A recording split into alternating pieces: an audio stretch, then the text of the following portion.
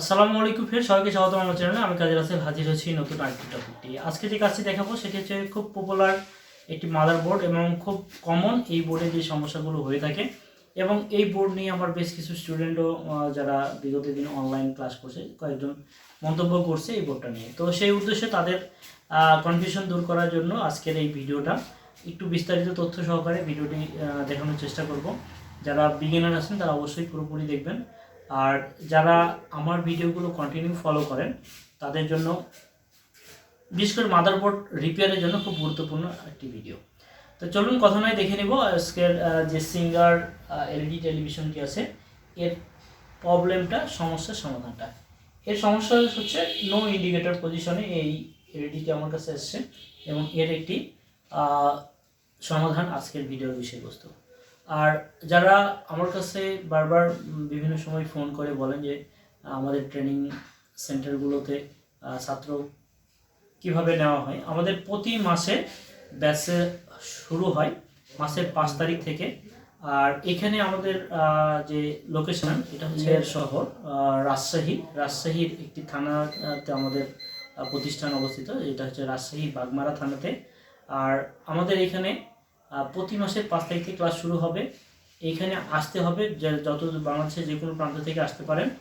আর আসার জন্য আমাদের থাকার জন্য আমাদের নিজস্ব পার্সোনাল মেস আছে, যেখানে শুধুমাত্র আমাদের যারা প্রশিক্ষণার্থী তারাই সেখানে থাকতে পারে, বহিরাগত না। তো আমাদের নিজস্ব মেস আছে, এই মেসে থাকতে পারবেন। এবং আমাদের প্রশিক্ষণে কন্টিনিউ সকাল 9টা থেকে রাত 10টা থেকে 12টা পর্যন্ত আমরা ক্লাস করে থাকি, থিওরিক্যাল প্লাস প্র্যাকটিক্যাল। তো যারা নিজেকে আপডেট করতে চান অবশ্যই যোগাযোগ করে আসতে পারেন আমাদের ট্রেনিং সেন্টারে। তো ফ্রেন্ড, আমরা কথা নয় এখন একটি রিপেয়ার দেখব, যেটি হচ্ছে নো ইন্ডিকেটর মোডে পাওয়ারের প্রবলেম সলিউশন। এই মুহূর্তে যে কাজটি দেখছি সেটি খুবই পপুলার একটি বোর্ড, বিভিন্ন ব্র্যান্ডের এই বোর্ডটি ব্যবহার হয়। এই বোর্ডের বিশেষত্ব হচ্ছে এটার পাওয়ার সেক্টরটা হচ্ছে আলাদা, খুব সুন্দর সাপোর্ট আছে, এবং এই বোর্ডের সাথে ডিসি টু ডিসি আইসি সম্পৃক্ততা আছে। এখান থেকে যে প্যানেল যে কানেকশান, এটাতে শুধুমাত্র দুটো স্কেলার আছে, এখানে একটা মাত্র আইসি আছে। তো এই ধরনের পিসিবি আমরা সচরাচর সিঙ্গার, মিনিস্টার, বাংলাদেশি যে ব্র্যান্ডগুলো আছে এইগুলোতে খুব বেশি দেখা যায়। তো এই বোর্ডটার যে সমস্যা, এইটার সমাধান আজকে নিয়ে আসছি। প্রথমে দেখাবো এর সমস্যাটি। ফার্স্টে আমরা এটিকে একদম খুলে নিয়েছি, এবং এর যে লাইন আমরা পাওয়ার প্লাগ ইন করছি, ইন্ডিকেটর নো ইন্ডিকেটর, কোনো ইন্ডিকেটর জ্বলে নাই। তো এইটা মূলত কি সমস্যা ধরতে পারেন অনেকে, পাওয়ার সমস্যা। তো এইটা মূলত ডেড কন্ডিশনের একটি এলইডি টেলিভিশনের হিসেবে আমরা ধরি, ডেড মাদারবোর্ড। তো ডেড মাদারবোর্ডের যে সমস্যাটা পাওয়ার ফল্ট। তো আমরা এটার পাওয়ার সাপ্লাই চেক করে দেখব যে পাওয়ারে ভোল্টেজ আছে কি না। প্রথমে ক্যাপাসিটরে দেখব যে আসলে এখানে এসি ভোল্টেজ আসার পরে ডিসি ভোল্ট হয়েছে কি না। ডিসি 356 350 ভোল্টেজের মতো এখানে প্রেজেন্ট, তার মানে এসি ইনপুট হয়ে ক্যাপাসিটর ফিল্টারিং করছে 350 ভোল্টের মতো, তাই না? এরপরে আমরা এই ক্যাপাসিটরের ভোল্টেজ পাওয়ার পরে আমরা মনে করতে পারি যে আমাদের পাওয়ারের ভোল্টেজ ইন হয়েছে 220 ভোল্ট ইন হওয়ার পরে এখানে ডিসি ভোল্টেজ হয়েছে 356 ভোল্টেজ। তাহলে সেকেন্ডারিতে ভোল্টেজ আছে কিনা আমরা দেখব। সেকেন্ডারিতে ভোল্টেজ আছে 13 ভোল্টেজ, তাই না?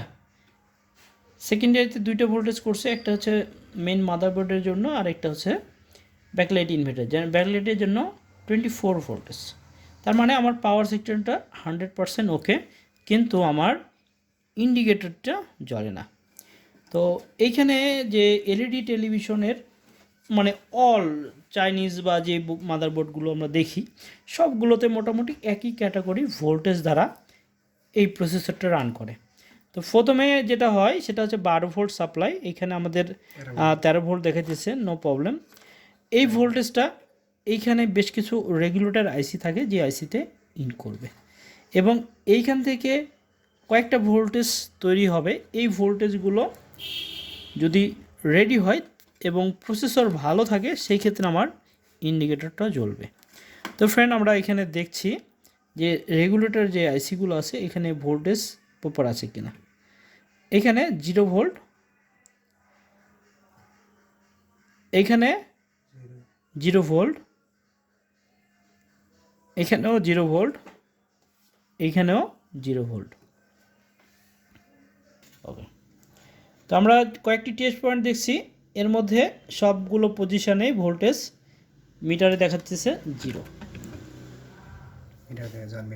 আমরা যে ভোল্টেজ 0.4 ভোল্টেজ এখানে নাই, এটাতে 1.2 ভোল্টেজ থাকবে, এখানে 5 ভোল্টেজ থাকবে। তো এখানে থাকবে 3.3 ভোল্টেজ, 1.28 ভোল্টেজ। এখানে কোনো ধরনের কোনো ভোল্টেজ হচ্ছে না। এখানে আমরা দেখতে পাচ্ছি যে 13 ভোল্টেজ ইনপুট হয়েছে এআইসিতে। এআইসির পিনে যদি আমরা কানেকশান ধরি দেখব 13 ভোল্ট ইনপুট হয়েছে, ঠিক আছে। তো এই 13 ভোল্টেজ ইনপুট হওয়া মানে এটা 5 ভোল্টেজ তৈরি করবে, এবং মাদারবোর্ড রান হওয়ার জন্য বা রেগুলেটেড ভোল্টেজ তৈরি হওয়ার জন্য 5 ভোল্টেজ খুবই জরুরি। তো যেহেতু এখানে 12 ভোল্ট ইনপুট পাওয়ার ভোল্টেজ দিয়েছে কিন্তু কোনো রেগুলেটেড ভোল্টেজ তৈরি হয় নাই, এই জন্য এখানে নো ইন্ডিকেটর মোডে আছে। তো এইটা কোনো শর্টেজ আছে কিনা এটা দেখার জন্য আমাদের ক্লাসে, বিশেষ করে আমরা যে থিওরি ভিত্তিক ক্লাসগুলো করাই, যে কোনো মাদারবোর্ড যে কোনো সার্কিটকে খুব সহজে কুল টেস্টের মাধ্যমে আমরা ফল্ট ফাইন্ড আউট করে থাকি। এই প্রসেসগুলো আমরা সবসময় আমাদের ক্লাসে বিস্তারিতভাবে এগুলোর প্রশিক্ষণ দিয়ে থাকি। এটা আমাদের কুল টেস্টটা যে কোনো সার্কিট প্যানেল বা যে কোনো সার্কিটের উপরে এই কুল টেস্ট অ্যাপ্লাই করে আমরা ফল্ট ফাইন্ড আউট করি। তো এখানে আমরা কুল টেস্টের মাধ্যমে দেখতে পারি যে কোনো শর্টেজের কারণে আমাদের এখানে কানেকশন খুলে দেন, আমাদের এখানে কোনো শর্টেজ আমরা বিপ মোডে দেখতে পারি। তো এইখানে বিপ মোডে দেখবো যে কোনো জায়গাতে কোনো শর্টেজ আছে কি না, কোনো রিডিং নাই। দেখেন গ্রাউন্ডের সাথে ধরলে বিপ করছে, নাই।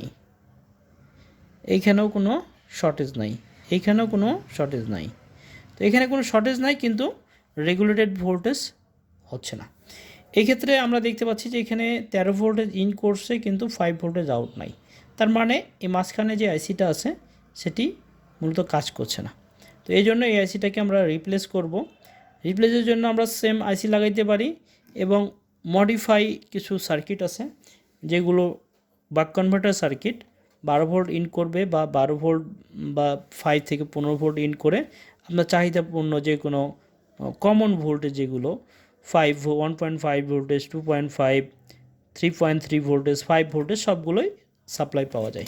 তো এই ধরনের আমাদের এখানে 5 ভোল্ট লাগবে, তো ওই ধরনের একটা মডিউল ব্যবহার করব, যাতে আপনাদের কাছে আইসি না থাকার ফলে যে কাজগুলো বাদ দিয়ে যান, যে এই আইসিগুলো পাওয়া যাচ্ছে না, কিন্তু মডিউলগুলো আপনার হাতের কাছেই সবসময় পাবেন।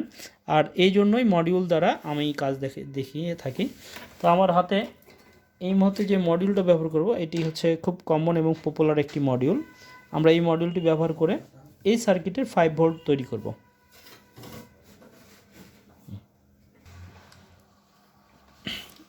আমরা এখানে মডিউলটার কানেকশানগুলো দিয়ে দিচ্ছি। এই সাইড আছে ইনপুট ভোল্টেজ প্লাস এবং মাইনাস, আর এই সাইড আছে আউটপুট প্লাস এবং মাইনাস।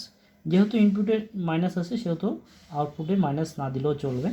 আমরা এখানে শুধু আউটপুটের জন্য প্লাসটা দিয়েছি, একটা কানেকশান দিয়েছি, 3 ওয়্যার কানেকশান করছি। তো এটা খুবই কার্যকরী একটি মডিউল, বাক কনভার্টার সার্কিট, যে সার্কিটের মাধ্যমে রেগুলেটেড ভোল্টেজগুলো খুব সহজেই বিভিন্ন যে কটা ভোল্টেজ এখানে দেওয়া আছে 5 volt, 3.3 volt, 2.5 volt, 1.8 volt, 1.5 volt, এবং এইখানে কয়েকটা জাম্পার আছে। এই জাম্পারগুলোতে যে জাম্পার দিবেন সেটাই এখানে আউটপুট হবে। আর যদি কোনো জাম্পার কানেকশান না করেন তাহলে 1.2 ভোল্টেজ আউটপুট হবে। তো আমাদের প্রয়োজন হচ্ছে এখানে 5 ভোল্টেজ। তো আমরা 5 ভোল্টেজ পজিশনে জাম্পারটি দিয়ে দেব। 5 ভোল্টেজ পজিশনে। তো এখানে ইনপুট এবং আউটপুট ওয়্যারগুলো লাগানো কমপ্লিট। আমরা বোর্ডে কানেকশান দেব। ইনপুট এবং আউটপুট ভোল্টেজ।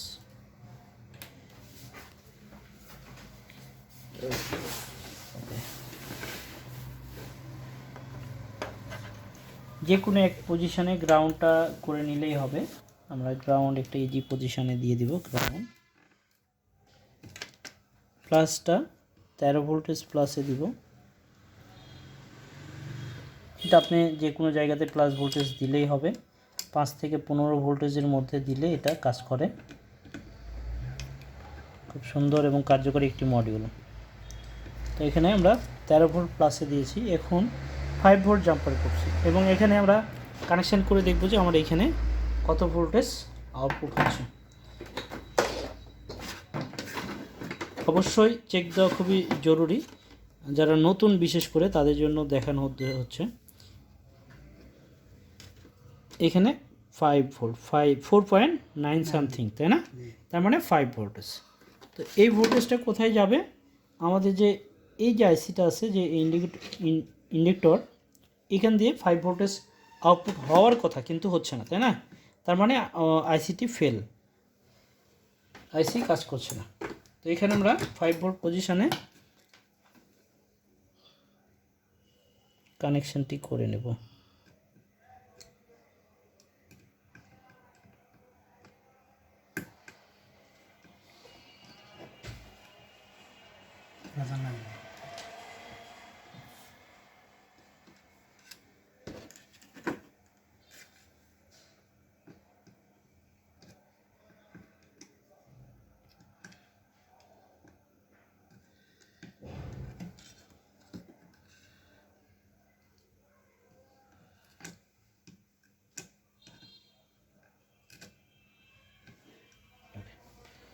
তো আমরা এখানে 3টা ওয়্যার কানেকশন করে নিয়েছি। একটা হচ্ছে 12 ভোল্ট প্লাস মাইনাস, আর এখানে জাম্পার অনুযায়ী আউটপুট ভোল্টেজ 5।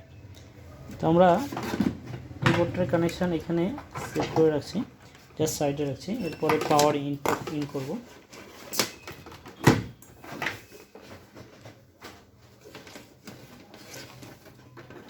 পাওয়ার ইন করছি এবং সঙ্গে সঙ্গে আমাদের যে ইন্ডিকেটর দেখেন এখানে রেড লাইট জ্বলে গেছে, তাই না? Perfect red light. তো আমরা এখানে সকল ভোল্টেজ চেক করে দেখব যে আসলে সব ভোল্টেজগুলো পারফেক্ট হলো কি না, বা স্ট্যান্ড বাই রিলিজ হওয়ার প্রসেসে আছে কি না। এখানে 4.8 ভোল্টেজ,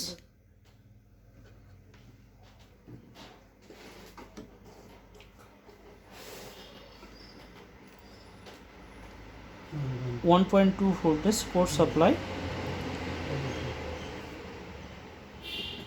3.3 voltage, 3.3 voltage। ওকে, তো আমাদের এখানে রেগুলেটেড অল ভোল্টেজ এখন পারফেক্ট কাজ করছে। আর যেহেতু রেগুলেটেড ভোল্টেজ সব ওকে আছে, সেহেতু আমরা যখন এখানে প্লাগ স্ট্যান্ড বাই রিলিজ করলাম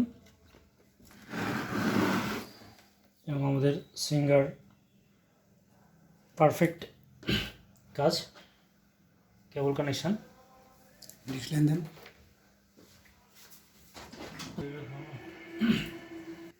তো আমরা একদম পারফেক্ট ছবি দেখছি এখন।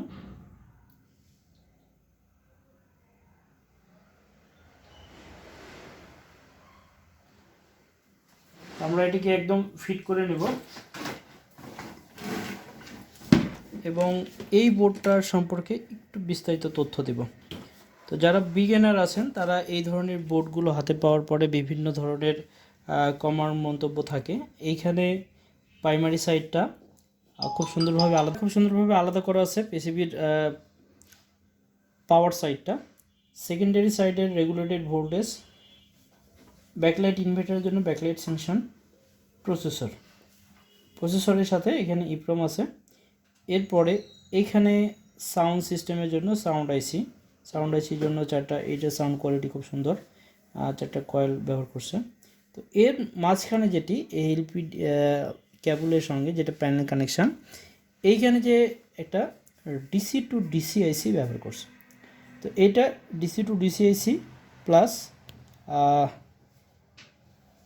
এটা হচ্ছে টিকনের একটা অংশ সার্কিটের সাথে ফিক্সড করা আছে এবং এই মাদারবোর্ডের সাথে এই প্যানেলটা ফিক্সড একটি মডেল করে কোম্পানি এটি তৈরি করছে। মূলত বাংলাদেশে যে ব্র্যান্ড হিসেবে থাকে Maiwand, vision, minister, Walton, singer, এই বেশ কিছু কোম্পানিতে এই বোর্ডগুলো খুব পপুলার। আর এই বোর্ডের টুকটাক কিছু সমস্যা আসলেই যারা বিগিনার স্টুডেন্ট তারা সবসময় ভীতি কাজ করে কাজগুলো অ্যাভয়েড করেন। তো আমি চেষ্টা করি আমাদের ভিডিওর মারফতে সবসময় সুন্দর মেসেজ দেওয়ার। আমি চেষ্টা করছি খুব সিম্পল সমস্যা খুব সিম্পলভাবে দেখিয়ে সমাধান দেওয়ার। তো যারা এই ধরনের কাজ দেখার পরেও কাজগুলো করতে অসুবিধা হয় অবশ্যই আমাদের সাথে যোগাযোগ করতে পারেন আপনার কাজগুলোকে ফাস্ট করার জন্য। আমাদের প্রতি মাসের 5 তারিখ থেকে ব্যাচ শুরু হয়। আমাদের প্রতি মাসের 5 তারিখ থেকে ব্যাচ শুরু হয়। আর এই ব্যাচে আমাদের মাদারবোর্ড, পাওয়ার, এলইডি এলসিডির প্যানেল সহ স্মার্ট বোর্ড, অ্যান্ড্রয়েড সকল ইস্যু নিয়ে আমরা বিস্তারিত তথ্য সহকারে ক্লাসগুলো করে থাকি। তো যারা নিজেকে আপডেট করতে চান যোগাযোগ করতে পারেন স্ক্রিনের নাম্বারে। দেখা হবে আরও নতুন কোনো টপিকে নতুন কোনো বিস্তারিত আলোচনা নিয়ে। সে পর্যন্ত সকলকে ধন্যবাদ।